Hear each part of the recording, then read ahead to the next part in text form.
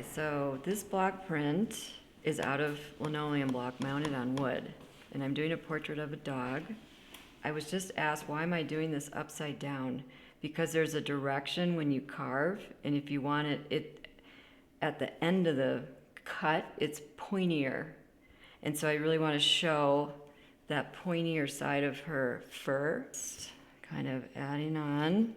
There's a smaller U-shaped gouge. And then I just kind of add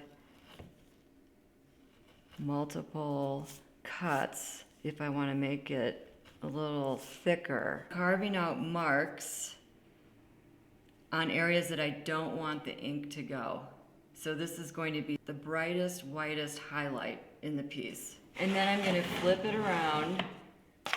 And by the way, this is a carving jig that just keeps it in place, so I don't have to hold it with my hand. So I was going to try and work on the top of her head. But see, if you notice, the direction of the hair is going up, whereas this is coming down. That's why I had to do this upside down. So this is a very textural kind of medium, block printing. And some subject matter lends itself very well to it, like furry animals. These wispy lines are so much like a part of her portrait and character. So this is part of an Aspen book, reduction block prints cut from one block. They take about 2 to 3 weeks to cut and layer all the colors. Each color is a separate layer of carving. And since it's such an iconic tree of Colorado, I really wanted to depict them and also their connection with animals that depend on them. And like the fish and the bear. And then here's a beaver that makes a habitat for the fish and the bear. And different species that live in the aspens, yellow warbler, the elk that gnaw on their bark in the wintertime or late fall when everything's gone brown. Woodpeckers that use their home, carve a hole for their home. But it's from the perspective of the aspen. So this is a book I'm putting together of 21 different plates, and there's a story. I've written the text and how we relate to aspens and what we can learn from aspens.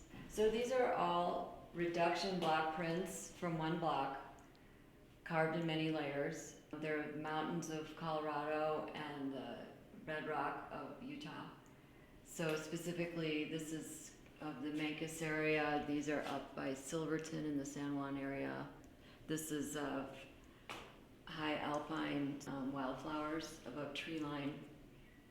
And then these are more Utah wilderness red rock. I did a residency with Capitol Reef National Park a year and a half ago, which was a wonderful opportunity for a month, which is in south central Utah.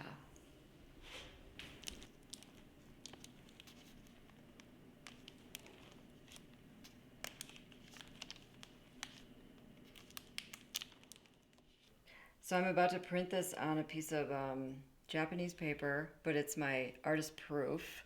And so it's showing all the cut lines on the highlights of the dog. Since it's the first one, I don't have to register anything, but I'm gonna try and make it somewhat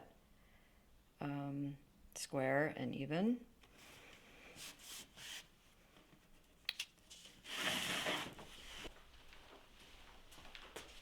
Which I've already determined how high the rollers should be on this etching press to accommodate the thickness of the block. And then I put these felt blankets down. This one I have to kind of push to get started.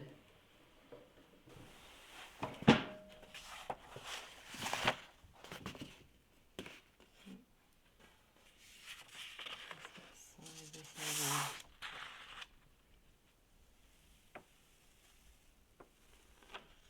So when it's really light like that, it's hard to see. So these are just the brightest, whitest highlights on her.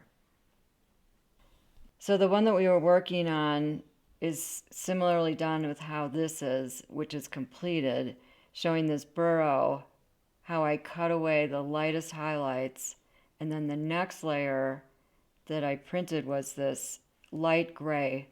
And then I went back and I cut out all the places where you see light grays where I cut it out.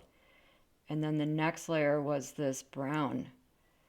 And then I cut out those layers and I finished it with this real dark chocolate brown.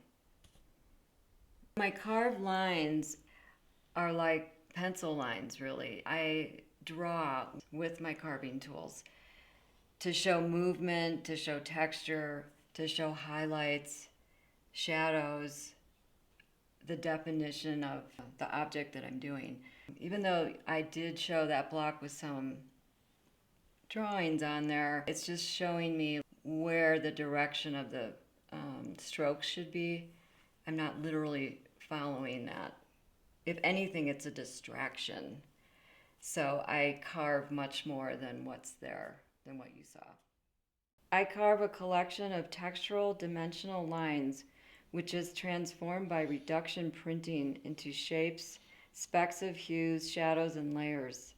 This interplay of lines and layers of color is a blending ultimately of part representational, part abstraction. My work is a compilation of my emotional connection to the western and southwestern landscape, flora and fauna from over 30 years of exploration and observation.